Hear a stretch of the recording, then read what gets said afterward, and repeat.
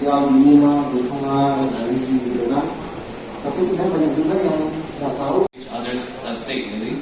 You have effectively twice or more reaching power for both of your audiences. So, having this OC interaction stuff, it works quite well, especially if you are both strong in the respective value that you bring into your, again, back to the value part in your audience. You can easily be a force multiplier that can grow both your accounts. So, in this case, muscle ladies, you get, especially if you keep doing art trades and they're interested in each other's OCs, yeah, people will take notice of each other, and that's how you grow your circle, especially.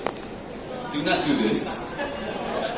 Do not do this. But it got quite a few. It got quite popular on Facebook. People like it. So OC interactions are a very good thing to have, especially if you have a narrative going on and people seem to enjoy it. Keep at it. Listen to the audience. They will like it. The last one.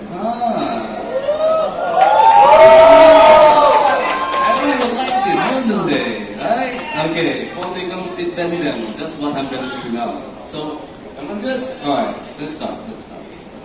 I'm just gonna try to narrate a bit of what I'm gonna do here.